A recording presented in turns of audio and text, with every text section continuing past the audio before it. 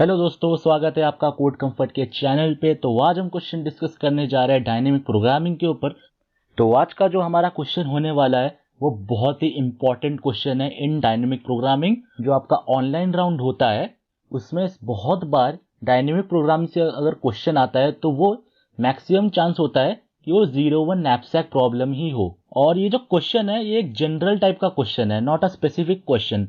जैसे अभी तक जो मैं आपको क्वेश्चन लेके आ रहा था वो एक स्पेसिफिक टाइप का क्वेश्चन होता था, लेकिन जो 0-1 नैपसैक प्रॉब्लम्स होते हैं वो एक जनरल टाइप का प्रॉब्लम होता है।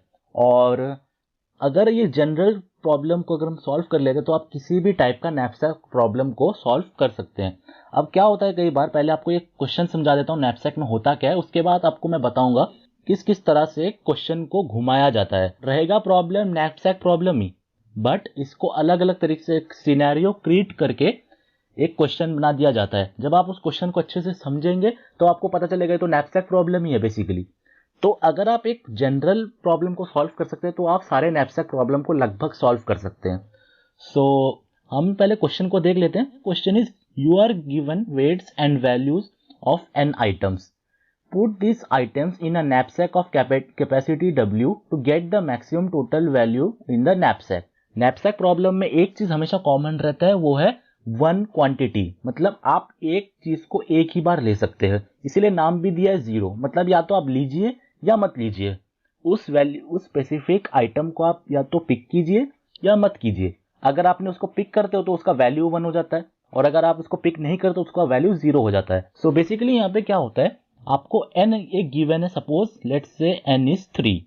यहाँ पे n आपको 3 मतलब 3 आइटम दिए हुए हैं जिसके वैल्यूज कुछ इस तरह से हैं। जैसे आप यहाँ पे देख सकते हैं एक वैल्यू एरे दिया हुआ है और उसका जो वैल्यूज है वो कुछ इस तरह से, और वेट्स कुछ उनका इस तरह का है 4, 5, 1। ठीक है।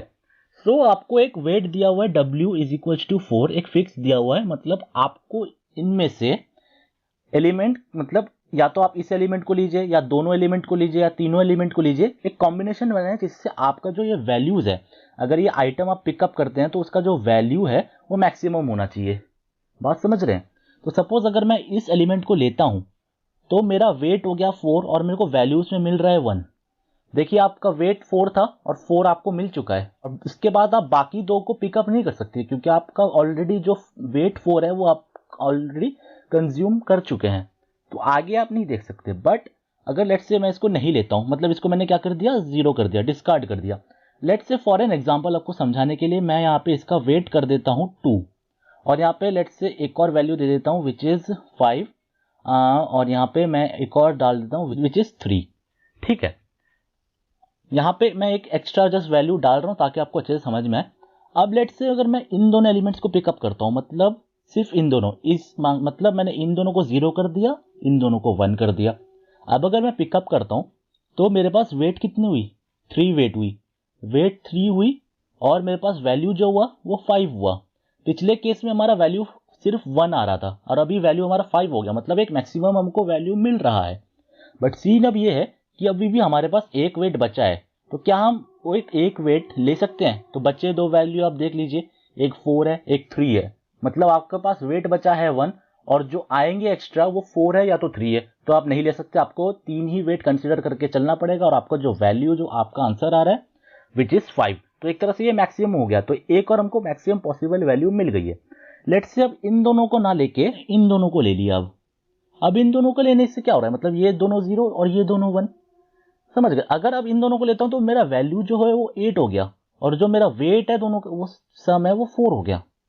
ठीक है, और जो मैं आप देख सकते हैं यहाँ पे वेट हमको 4 लिमिट दिया और हम लोग 4 तक ही पहुंच गए। अब हमारे पास एक्स्ट्रा कोई स्पेस नहीं है, मतलब कोई और आइटम आएगा भी नहीं, और जो हमारा वैल्यू है 5 से इंक्रीज होकर हमारा 8 हो चुका है। इसके बाद और भी कॉम्बिनेशन हो सकते हैं, लेकिन एज पर आवर, मतलब अगर आप देखें तो इसका आंसर 8 आना चाहिए as per this test case.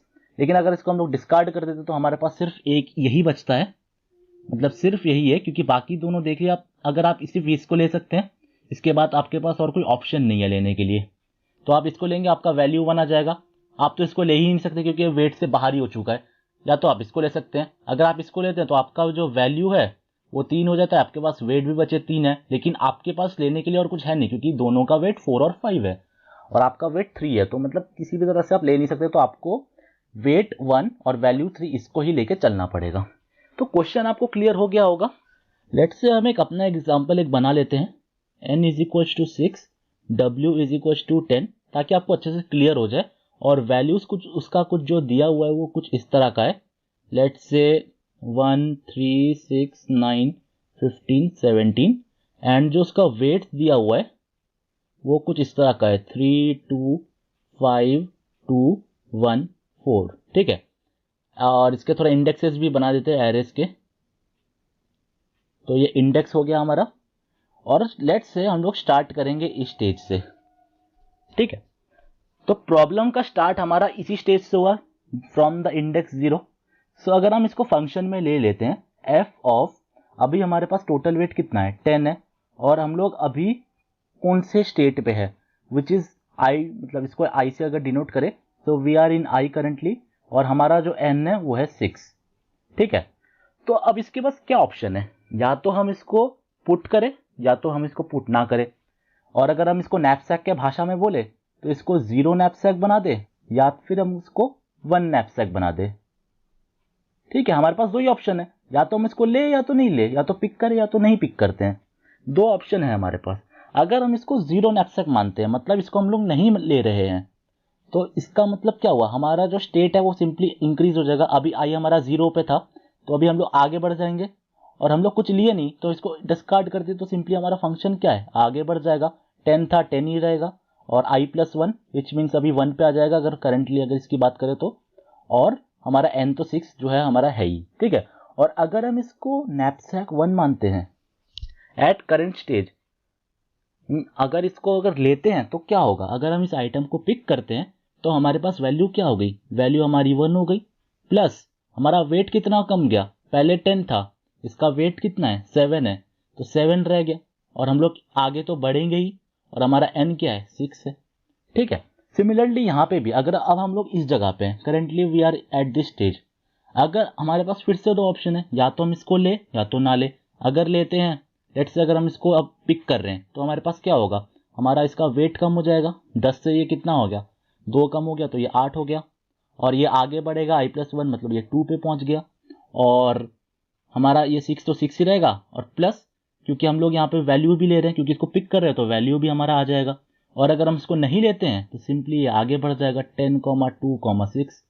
समझ गए। सिमिलरली यहाँ पे भी आपके पास दो ऑप्शन है कि यहाँ पे इसको 0 1 फिर से बना सकते हैं, 0 नैपसैक और इसको 1 नैपसैक। इस तरह से हमारा एक ट्री बनेगा। ठीक है, ये ट्री बनते जाएगा। और अगर हम इसका रिकर्शन फॉर्मूला की बात करें, तो अगर हम इसको जनरल वे में रिकर्शन फॉर्मूला लिखे, सो इसका जो फॉर्मूला हो जाएगा एकदम सिंपल फॉर्मूला है। फॉर्मूला होगा एफ ऑफ डब्ल्यू कॉमा आई, मतलब अगर हम लोग एट आई है अभी, ठीक है, तो हम लोग क्या लिख सकते हैं, मैक्स ऑफ, या तो हमने उसको नहीं लिया तो मतलब सिंपली आगे बढ़ जाओ, और अगर हमने लिया तो हमारा वैल्यू ऑफ आई हो जाएगा plus F of W minus weight of I, मतलब जो उसका वेट था उसको डिक्रीज कर दो और आगे बढ़ जाओ। दो ऑप्शन है हमारे पास। ये हो गया जनरल केस। ठीक है, अब इसके कॉर्नर केसेस की बात करें, ये तो हमारा जनरल फॉर्मूला हो गया। अब कॉर्नर केसेस क्या हुए, मतलब लेट्स से हम लोग आई, यहाँ पे हमारा आई पहुंच गया, इसके आगे तो नहीं जाएगा आई, इसके आगे हमारा आई नहीं जाएगा, तो when I is equal to N, हमारा क्या हो जाएगा, F of W comma N, that means F of W comma N is always 0। बात समझ में आ गया आपको?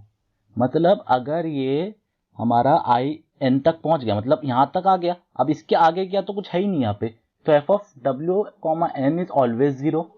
और let's say F of 0 comma आई, मतलब वेट जो बचा है 0 बचा है, आगे मतलब इसके आगे वो कुछ ले ही नहीं सकता, तो इस केस में भी क्या होगा, ये हो जाएगा 0।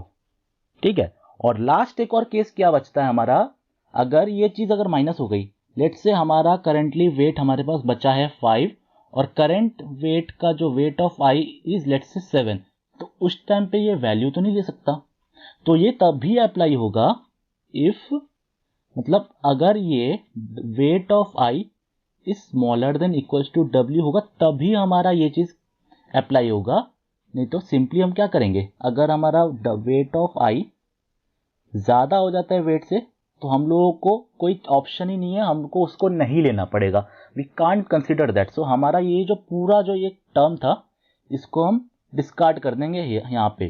तो हमारा F of W comma I simply हमारा क्या हो जाएगा, F of W comma I plus one on that case, क्योंकि हमारे पास उसको लेने का ऑप्शन है ही नहीं, उसको हमको जीरो ही नैपसैक करना पड़ेगा, वन नैपसैक करने का कोई ऑप्शन नहीं है।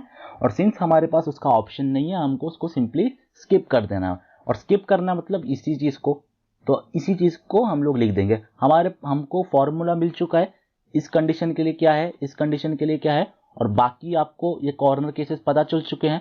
और आप यहाँ पे देख सकते थे यहाँ पे ओवरलैपिंग स्ट्रक्चर है, रिकर्शन फॉर्मूला तो 2 पावर n में जाएगा। और कंस्टेंट आप देख लीजिए n हमारा 1000 तक है तो 2 पावर 1000। ऑब्वियसली हर क्वेश्चन में बताते आ रहा हूँ, ऐसे अगर डायरेक्ट आप फंक्शन से कॉल करोगे तो बहुत बड़ा टाइम कम्प्लेक्सिटी जाएगा। सो ऑन दैट केस हमको डीपी रखना पड़ेगा। और हाँ, यहाँ पे हमको 2D डीपी रखना पड़ेगा। क्यों? हमेशा एक याद रखना, कौन सा, हम लोग फंक्शन क्या लिख रहे हैं, एफ ऑफ दो आर्ग्यूमेंट, मतलब मेन आर्ग्यूमेंट जो हम लोग जिस पे काम कर रहे हैं, यहाँ पे देखो जो हमको सही में रिफ्लेक्ट कर रहा है, जिसकी हमको सही में जरूरत है, वो दो आर्ग्यूमेंट है। तो सिंपली हम लोग 2D डीपी यहाँ पे लेंगे, ठीक है। और जैसे जैसे डीपी चलेगा हम लोग इसकी वैल्यू डीपी पे स्टोर करते रहेंगे, मतलब एफ ऑफ डब्ल्यू कॉमा आई की वैल्यू हम लोग हमेशा डीपी ऑफ डब्ल्यू कॉमा आई में सेव करते रहेंगे। तो चलिए अब हम इसका थोड़ा कोड को भी देख लेते हैं। सो कोड हमको एक ऑलरेडी फंक्शन गिवन है, सो हमको एक 2D डीपी चाहिए। तो आप यहाँ पे कंस्ट्रेंट्स में देख सकते हैं हमारा जो n और w होगा वो मैक्सिमम 1000 तक होगा, ठीक है। सो हम लोग क्या करते हैं, एक डीपी कांस्टेंट साइज का बना लेते हैं, इंट डीपी, और उसका कांस्टेंट साइज हम लोग रख लेते हैं 1001 और 1001, क्योंकि 1000 इंक्लूसिव है। तो हम लोग 1001 से इसको इनिशियलाइज करते हैं। और हमको क्या करना पड़ेगा, सभी डीपी को हम लोग हर क्वेश्चन में डिस्कस करते हैं, डीपी को सबसे पहले -1 से इनिशियलाइज कर दो। तो उसके लिए हमने पहले भी डिस्कस किया था, मेमसेट बोल के एक फंक्शन है, हमने -1 से इनिशियलाइज कर दिया सबको।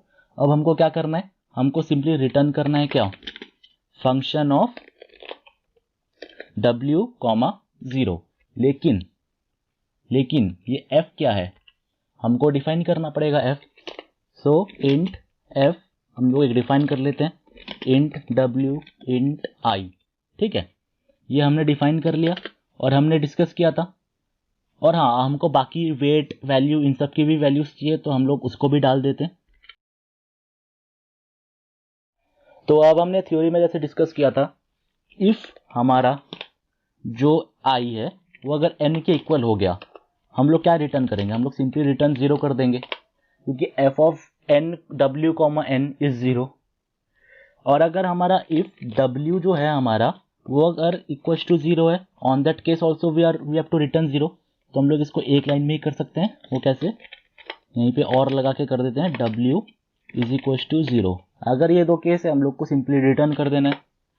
अब अगर ऐसा नहीं है तो हमको पहले क्या चेक करना पड़ेगा कि dp हमारा -1 है कि नहीं है। अगर dp हमारा -1 नहीं है, मतलब उसका हम लोग पहले ही वैल्यू ढूंढ चुके हैं, और मत ढूंढो, सिंपली रिटर्न कर दो। सो हम लोग यहाँ पे चेक कर देते हैं, -1 नहीं है अगर, तो simply return dp of w comma i। उसके बाद हमको ये चेक करना था कि अगर हमारा वेट है wt ऑफ i, अगर हमारा ज़्यादा है w से, तो हम लोग सिंपली इसको स्किप कर देंगे। So dp of w comma i is equal to f of, simply क्या करेंगे, स्किप कर देंगे, तो मतलब i+1 चले जाएंगे। और उसके बाद हम लोग क्या करेंगे, simply return max of F of, या तो स्किप करेंगे 0 नैपसैक मतलब i+1। इसको मैं सिंपली यहाँ से कॉपी कर लेता हूँ, ठीक है, ये हो गया। या तो हम लोग इसको चूज कर रहे हैं, और चूज कर रहे हैं तो value of i plus function of w minus weight of i comma i+1, मतलब आगे बढ़ ही रहा है। और ये जो रिटर्न हम लोग मैक्स कर रहे हैं इसको हम लोग इनिशियलाइज कर देते हैं dp of w comma i, initialize करेंगे और रिटर्न करते रहेंगे। तो चलिए एक बार इसको कंपाइल करके देखते हैं। फंक्शन आई गेस हमारा कंप्लीट हो चुका है। हाँ, यहाँ पे हम लोगों ने कैपिटल N यूज़ कर लिया, it should be small n, क्योंकि यहाँ पे हमने स्मॉल n लिखा था। या हमारा आंसर तो आ रहा है, मतलब टेस्ट केस तो क्लियर हो रहा है। सबमिट मार के देख लेते हैं। तो आप देख सकते हैं यहाँ पे हमारा आंसर आ चुका है, विच इज करेक्ट आंसर। तो आई होप आपको ये जो नैपसैक प्रॉब्लम है, एक जनरल क्वेश्चन था, और जनरल क्वेश्चन को किस तरह से सॉल्व करना है मैंने बहुत अच्छे से समझाने की कोशिश की है। स्टिल अगर आपको कुछ डाउट्स है तो आप नीचे कमेंट सेक्शन में पूछ सकते हैं, या फिर गिवन ईमेल आईडीज पे आप क्वेरीज अपनी लिख सकते हैं। So thank you for watching this video.